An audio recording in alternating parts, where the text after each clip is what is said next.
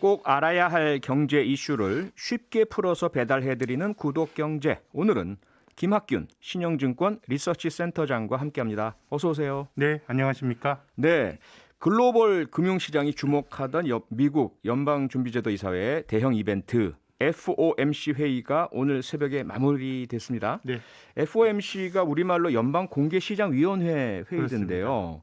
이게 원래 이렇게 중요한 회의였나요? 그럼요. 이 미국의 금리를 결정하는 회의인데요. 네. 어느 나라나 중앙은행이 금리를 결정하는 회의가 있습니다. 우리나라 한국은행은 금융통화위원회가 있고요. 네. 다 있는데 아마도 우리나라 금융통화위원회보다 미국 FOMC에 주목하는 사람들이 더 많을 겁니다. 아하. 특히 투자자들은 그런데요. 예. 뭐 결국 금리라고 하는 게 돈을 얼마나 풀고 얼마나 걷어들이고 이런 걸 결정하는 건데 뭐 전 세계에서 제일 중요한 돈이 이제 달러고요. 네. 특히 이제 투자자, 자산시장 입장에서는 미국은 전 세계 자산시장에 유동성을 공급하는 나라입니다. 외국인 투자자를 매개로 해서. 예. 그러다 보니까 이제 미국 금리 결정하는 FOMC는 1년에 8번 열리거든요. 그래서 각 나라마다 중앙은행들의 그런 이벤트가 있지만 뭐 압도적으로 이제 미국의 FOMC에 대한 주목도가 높고요. 네. 특히 최근에는 미국의 장기 금리가 금년 들어 꽤 많이 올라갔기 때문에 여기에 대응해서 중앙은행이 어떤 얘기를 할까 더더욱 또 관심이 컸던 회의였습니다. 아, 그래서 더더욱 올해 FOMC 얘기가 많이 나왔었군요. 네네. 그런데 결국 오늘 회의가 끝난 이후에 미국 증시도 올랐고요. 네. 우리나라 증시도 지금 상승세로 마감했다. 네, 막 네. 기사가 계속 쏟아지고 있던데 네. 어떤 이유 때문입니까? 오직 한 가지 파월 그 의장, 미국 중앙은행의 이제 의장이죠. 총재가 우리 금리 안 올릴 거야. 그 아하. 얘기만 계속했습니다. 근데 금리 이제 안 올릴 거다. 근데 이제 흥미로운 거는 이제 파월 의장이 미국 경제 굉장히 좋아지고 있고 네. 뭐 이런 얘기를 했는데 사실 예. 경기가 좋아지면 이제 금리가 올라가는 게 맞고 지금 미국 금리는 사상 최저치거든요. 네. 그럼 이런 낮은 그 미국의 그 기준금리가 사상 최저가 될 수 있었던 거는 이게 뭐 비정상입니다. 작년처럼 이제 코로나라고 하는 우리가 알지 못하는 팬데믹이 있었기 때문에 이제 금리가 낮은 거거든요. 네. 근데 이제 그 중앙은행 총재가 자기 입으로는 경기가 굉장히 좋아질 거야라고 말하면서 그렇지만 금리는 안 올릴 거야라고 하니까 허허. 당장은 이제 투자자들이 파월 의장의 말을 보면서 이제 긍정적으로 반응을 했는데 예. 조금 뭐 장기적으로 보면은 그렇게 약발이 오래 갈 것 같지는 않고요. 오늘 파월 의장이 얘기하는 걸 들어본 제 감상은 이 연방준비제도 의장의 경제학 강의를 들었습니다. 인플레이션 뭐 장기적으로 안 생길 거야 막 이런 얘기를 하는데요. 예. 이제 어떻게 보면 미국 경제의 지휘자라고 합니다. 연방준비제도 의장을 우리에게도 앨런 그린스펀, 뭐 버냉키, 제니 델런 이런 분들이 했었는데 네. 보통은 연방준비제도 의장은 경제학의 석학들이 합니다. 아하. 그린스펀은 뭐 사실 학계에서 석학이라고 말하기는 어렵지만 경제학 박사고 계속해서 일찍부터 이제 경제 정책에 이제 개입을 했고요. 네. 그린스펀 다음으로 그 중앙은행 총재가 되었던 이제 벤 버냉키는 그 사람 스스로가 대공황에 대한 아주 석학입니다.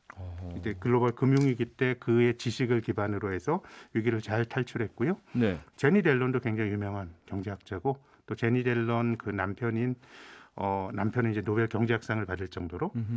근데 파월 의장은 부시 행정부 때 재무부 차관하긴 했지만 법학 전공한 변호사입니다. 그래요? 예, 그래서 뭐 미국의 중앙은행 총재가 되는 사람 정도의 뭐 경제학 식견을 제가 비판하는 것도 조금 웃기는 일이긴 하지만은 그래도 시장에서는 전임 그 연방준비제도 의장에 비해서는 네. 조금 경제학에 대한 소견이나 이런 부분들에 대해서는 조금 낮게 평가받는 측면이 있는데 아하. 오늘은 파월 의장의 경제학 강의를 들었는데 제 감상은 말하는 게 전부 다 금리가 올라가는 요인인데 마지막에는 금리 안 올린다 하다 보니까 예. 뭐 당장은 뭐 이제 연방준비제도의 강한 의지를 투자자들은 높이 산 것 같은데 네. 이게 약발이 장기화되진 않을 거다라고 봅니다. 오래 가진 않을 것이다. 예. 그 말씀은 곧 언젠가는 금리가 올라간다. 미국 금리가 올라간다. 이 얘기로 제 생각엔 들리는데. 지금은 투자하는 사람들과 중앙은행가들의 인식의 격차가 있는 것 같습니다. 네. 이게 어떤 의미냐면 글로벌 금융위기 이후로 주가를 올라가고 또 부동산 가격도 올라가고 최근엔 또 뭐 가상화폐도 올라가고 네. 저는 이런 자산 가격 상승의 가장 근본적인 동의는 중앙은행이 돈 풀어서 만든 저금리라고 생각합니다. 아하. 근데 뭐 중앙은행이 자산 가격 올라가는 걸 뭐 굳이 막아야 되는 건 아니지만 중앙은행가들 입장에서는 사실 뭐 주식 투자하는 사람들만 부자 만들기 위해서 돈을 푸는 건 아니거든요. 예. 이 돈이 실물 경제로도 가고 뭐 이런 기대를 가지고 돈을 풀었는데 일종의 풀린 유동성의 풍선 효과가 자산 시장에서 많이 나타난 겁니다. 아하. 그래서 제 생각엔 지금 중앙은행가들이 갖고 있는 생각은 실물 경제에 비해서 자산 가격이 너무 많이 올라갔기 때문에 지금 투자자들을 위해서 뭐 주식시장에 조금 비명을 지른다 그래서 금리를 낮추고 싶은 생각은 없는 것 같아요. 올해 경기가 좋아지니까 금리가 조금 올라가더라도 제 생각에는 뭐 실물 경제에는 큰 타격이 별로 없을 것 같고, 네. 근데 투자하는 사람들은 야 중앙은행 금리 낮춰주란 기대를 갖고 있는 건데, 그래서 저는 금리 올라가는 걸 조금 방치하는 거 아닌가? 그래도 아하. 주식이 조금 조정을 받게 되면 예. 뭐 버블에 대한 논란도 조금 뭐 잦아들 수 있고 하기 때문에 지금 이제 중앙은행이 뭘 해주기를 바라는 투자자들과 조금은 뒷짐지고 있는 중앙은행 사이에 세상을 바라보는 인식의 간극이 조금 있는 것 같습니다. 인식의 감각이 있다라는 말씀 주셨습니다.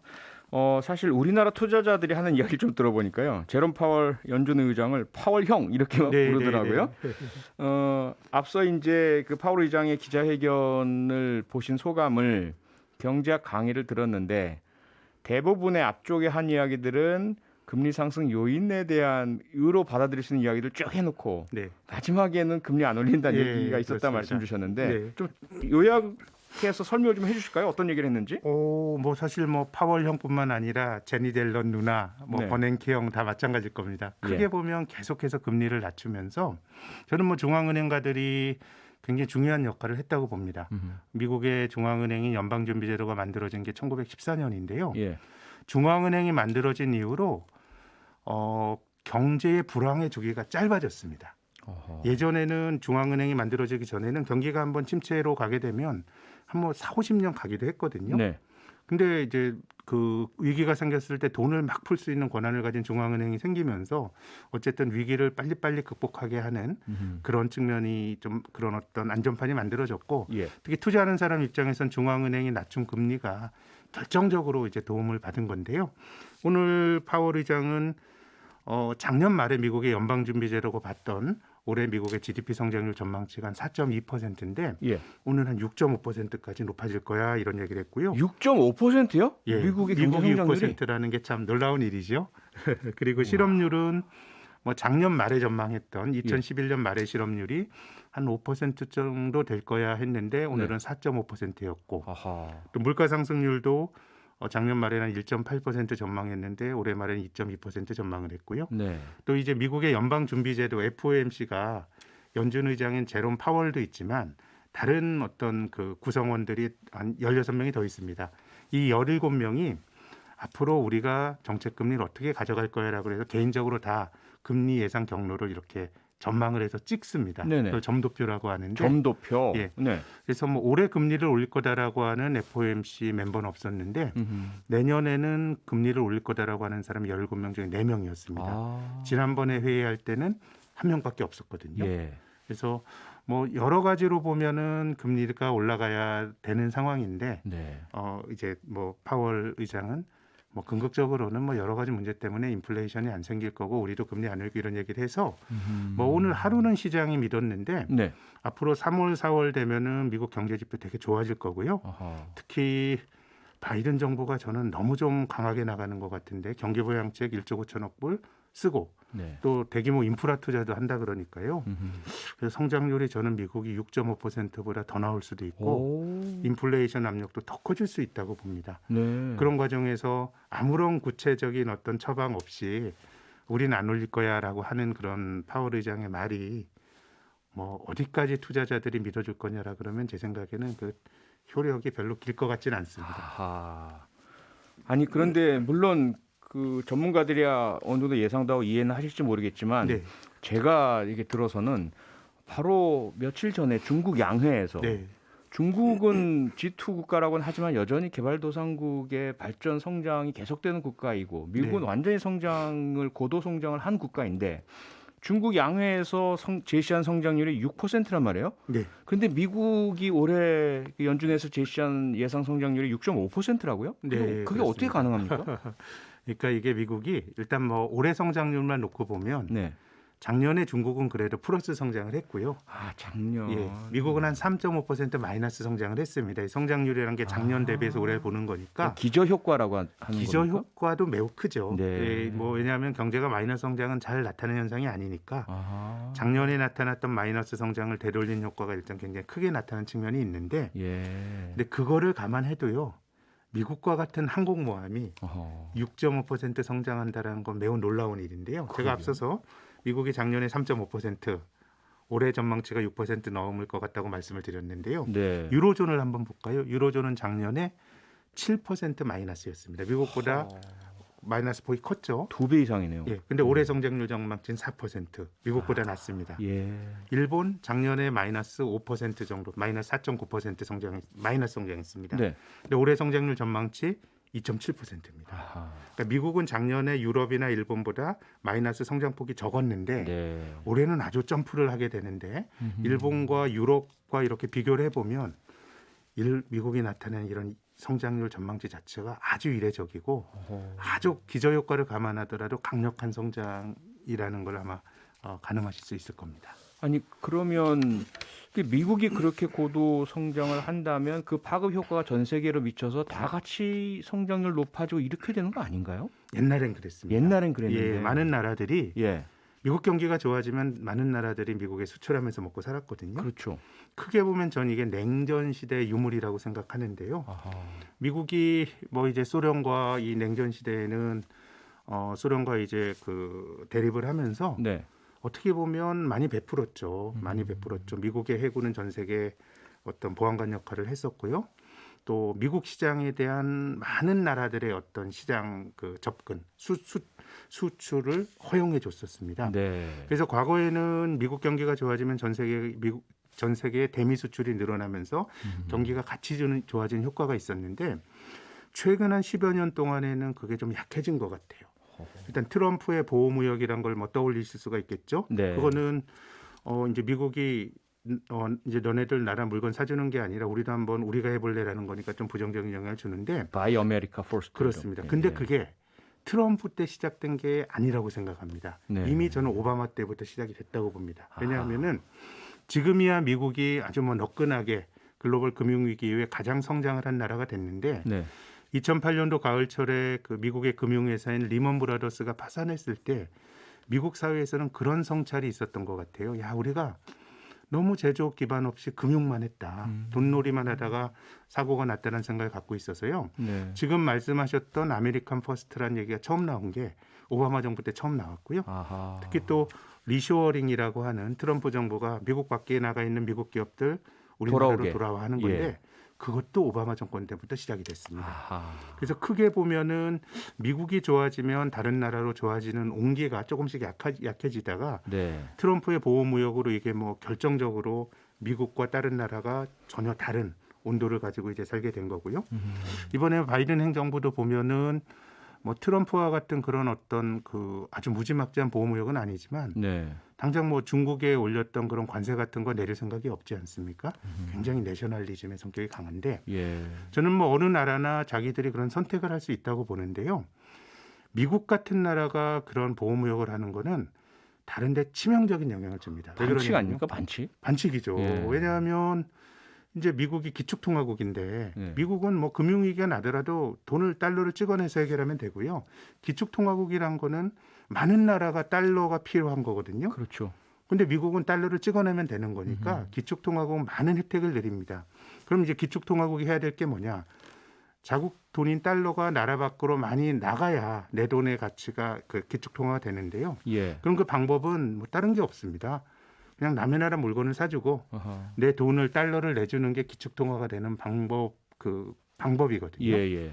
근데 그런 기축통화국인 미국이 너네 물건 안 사줄래라고 하게 되면 아하. 이거는 이제 다른 나라에 미치는 파급 효과가 굉장히 이제 크게 되는 거기 때문에 이것이 저는 뭐 올해만 나타나는 현상이 아니고 네. 글로벌 금융위기 이후 지난 10년 동안 계속 나타나는 현상이라고 봅니다. 예. 결국 그것이 전 세계에 있어서 미국의 경제적 리더십을 약화시키는 건 아닙니까? 결국은? 조금 이제 미국이 과거에 이제 뭐 고립주의적인 정책을 이제 썼던 때가 있었죠. 1차 네. 대전 이전도 그런데 저는 쉐일 오일이라고 하는 게 굉장히 이제 발견이 되면서 특히 냉전으로 인해서 정치적 적이 조금 이제 사라지면서 지금 이제 중국과 각을 세우고 있지만 조금 좀 자립적인 구조로 또 가는 거 아닌가라는 생각이 드는 게 하하. 과거에 이제 중동이라는 데는 미국이 지정학적으로 많은 신경을 썼고 많은 미군이 가 있고 그런데 네. 뭔가 에너지에서 자립성이 높아지다 보니까 아. 미군이 중동에 있었으면 그 IS 같은 그런 어떤 집단이 창궐하지 못했을 거라고 예, 보는데 시리아 문제. 예, 뭔가 조금 이제 관심이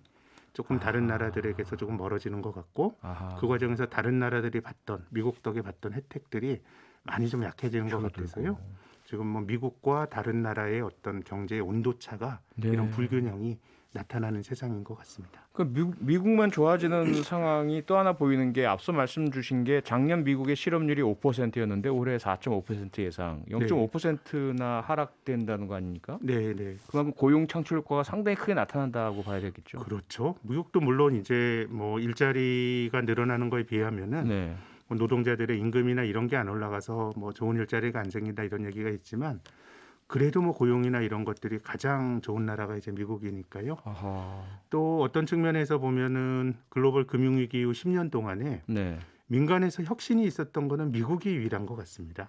저희 팡이라고 하는 일부 기업들 중심의 혁신이 있었던 거고요. 네. 그걸 보여주는 게 이제 미국의 주가 지수인데 아마존, 구글 뭐 이런 것들이 상장된 나스닥 지수는 얼마 전까지 사상 최고치 아니었습니까? 예. 근데 우리나라 코스닥 지수는 얼마 전에 1000포인트 갔었는데 과거 사상 최고치가 한 3000포인트였습니다. 아하. 사상 최고치의 거리가 멀고 미국을 제외한 그런 성장주 시장의 주가 지수는 다 한국과 비슷하게 별로 재미가 없는데 미국만 이제 올라가고 있으니 제 생각에는 뭐 혁신도 미국에서 있었고 예. 또 다른 나라에 대해서 굉장히 좀 배타적인 색깔로 돌아서고 있고 이러다 보니까 네. 이제 미국 경제가 좋아지는 게 그럼 글로벌 경제의 악재냐? 그건 아니죠. 악재는 아니지만 과거처럼 미국이 좋아졌을 때 온기가 다른 데로 퍼지는 효과는 확실히 약해진 것 같습니다. 아하. 그 다른 곳 중에 가장 중요한 게 우리로선 대한민국 우리 아니겠습니까? 네. 그러면 지금 설명해 주신 현상을 보면 한마디로 요약하자면 달러 강세로 달러 강세죠. 지금 이해가 되는데 그러면 원화 가치는 하락하고 네. 우리 경제에는 그럼 그 이어지는 파급 효과들 어떻게 뭐, 봐야 제 되죠? 생각에는 뭐 원달러 환율이 조금 올라가고 그러면은 예. 작년 12월 달에 원달러 환율이 1,180원까지 갔었거든요. 네. 근데 지난주에는 원달러 환율이 1,140원까지 올라갔으니 꽤 많이 올라갔는데 예. 실물 경제 측면에서 보면 좀 원화가 약해지면 수출 기업들은 좀 도움을 받을 수 있을 것 같은데요. 그렇죠. 금융 쪽에는 좀 부작용이 클 것 같습니다. 아. 달러가 강해진다라는 거는 미국 돈의 가치가 강해지고 네. 상대적으로 한국 돈의 가치가 약해진다는 얘기거든요. 예. 이제 그런 점에서 보면 우리나라 돈의 가치가 약해진다 그러면은 그 외국인들 입장에서는 한국 원화로 표시된 자산을 별로 갖고 가지게 되면 손해를 보는 거 아닙니까? 네네.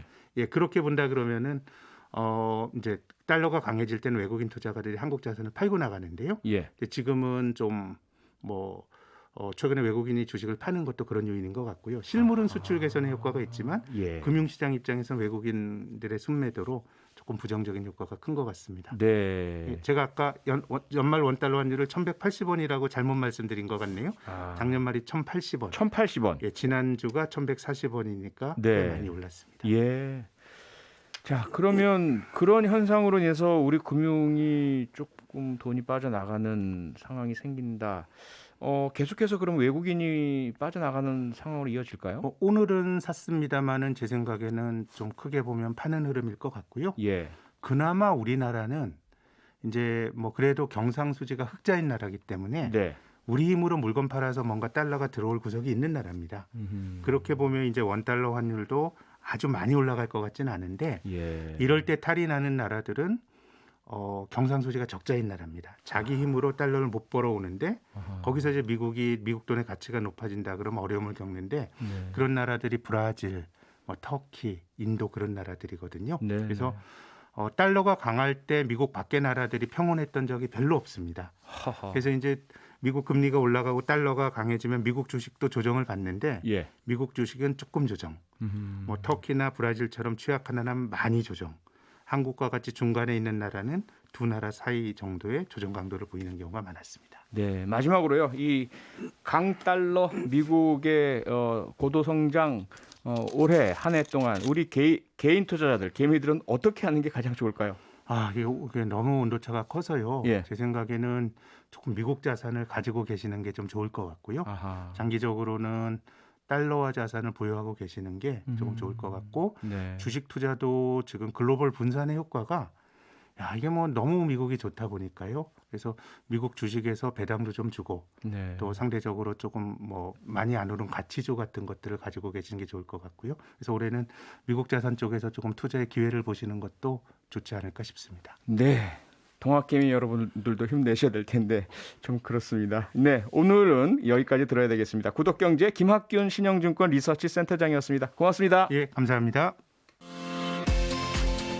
평일 저녁 6시 5분에 여러분을 찾아갑니다. MBC 라디오 표창원의 뉴스 하이킥.